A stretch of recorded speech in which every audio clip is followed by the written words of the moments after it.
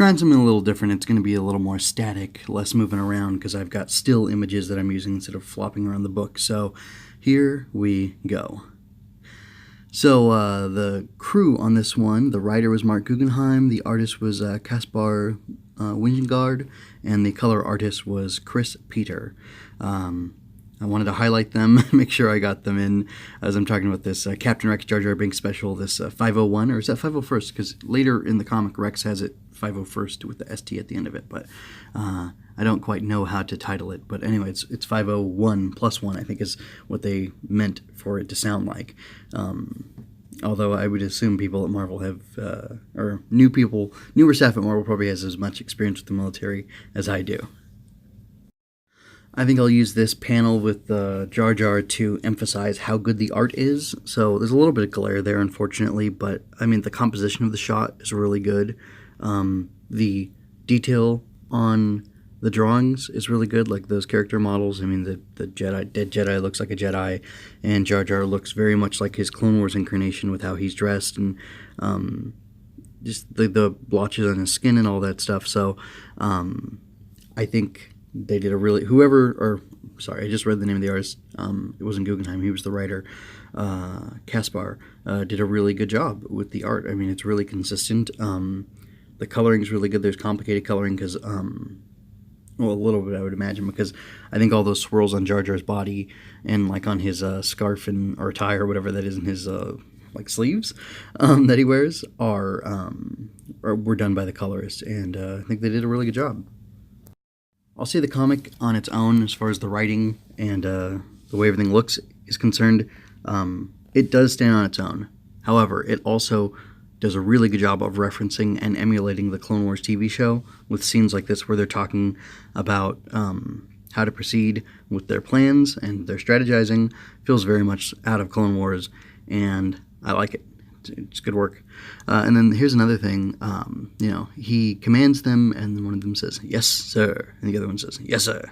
And one of the cool things that D. Bradley Baker, who was the voice actor for all the Clone Troopers, did in Clone Wars was he made sure to texture and give a different personality and cadence and rhythm and whatnot to each of the Clone Troopers. So when there was scenes with 2 to 6 troopers together, they all felt distinct from one another. And maybe that breaks down when you listen to all of them over the course of the show, however many, 20, 30, 40 were featured and given names. They all, will start to muddle together and sound the same. But at least in scenes in each episode, he did a really good job of being consistent in characterizing each of them differently. And I feel like that little exchange there with the 2 different yes sirs is a good example of that, or a good translation of that into the comic. Anyway, I'm just going to kind of let whatever I have left as far as images play out as I get to the main point that I want to talk about, which will be past the review. It's post-review. It's more commentary on Star Wars instead. But it was good. It was a good issue, good short issue. It felt a little short, like I turned the page and oh, that's the end. Huh, okay. Well, there could have been a little bit more, but I liked what I saw. There was a little bit of a story arc. I mean, not severe, but it makes sense. It exemplifies what it's going forward with. Rex wants to be a true leader and lead from ahead, from the front. Not lead from behind. Lead from the front. And Jar Jar respects and values Rex for probably all the times that he saved his life, and he wants to be there for him too. So he ends up following him as he is cutting through enemy lines for hours on a solo, basically suicide mission to help Jar Jar escape and his troops. And then Jar Jar joins him in the fight.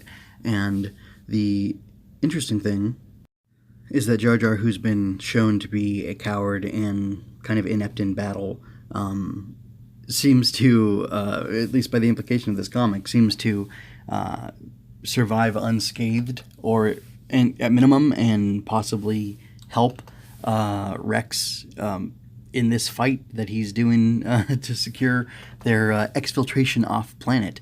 And I think that's kind of interesting because this issue kind of makes Jar Jar into a badass, and that's interesting. I find that so interesting because it seems to go against the ethics of Star Wars. And and I think Star Wars does have an ethic or ethics, but I don't know. I don't know. It's very strange. So that's the end of the review talk, and now I'm going to go into a bunch of commentary, or some commentary, some strongly worded thoughts about like where Star Wars is and what it's trying to say to us. I'm not going to edit out that big lead into this section, but I'm going to let you know right now that I don't really have much to say in this section. My conclusion after trying for like 5 or 10 minutes to articulate what I want to say is this, that I feel like Star Wars really needs to make up its mind as to how it wants to continue to frame war and conflict. I haven't been watching Resistance because, not because the name is stupid. It's a jerk, knee-jerk, me being a jerk reaction or thought that comes to mind. But the truth of the matter is that just not really, we checked out the first episode, me and the family, and we weren't really, like, it didn't grab everybody's attention, so we said no thanks. I mean, it looked nice, I had positive first impressions of it, but meh. And we kind of forced ourselves to watch the last season of Rebels, and I love Clone Wars. Rebels is fair to middling, and a lot of disappointments in there, some really cool things, but a lot of disappointments there, and I didn't want to spend the money on it again for Resistance, because we don't have regular cable, so we buy the episodes as they're coming out, and I'm not interested. Although now that season 1 is over, I might check it out, but I mean, there's so much other stuff to do. I want to write, I want to do more comic reviews, so I mean, we're busy people, especially with the kids with school and Girl Scouts and all these things. Anyway, Star Wars needs to like make up its mind how it's going to frame war and conflict, because sometimes the heroes are great for engaging in war and engaging in violence, and sometimes it's awful and the worst thing ever. I didn't really feel like Rebels had the conflict, though. Like, they were fighting righteously. Like, if you're fighting against injustice and you're physically fighting, and I don't mean punching a Nazi, because that's, forgive me, but no. You need to check yourself if you think punching a Nazi, like Richard Spencer is supposedly a Nazi, is good in and of itself. It's immoral to attack somebody without provocation. If he were attacking somebody, yeah, you can fight.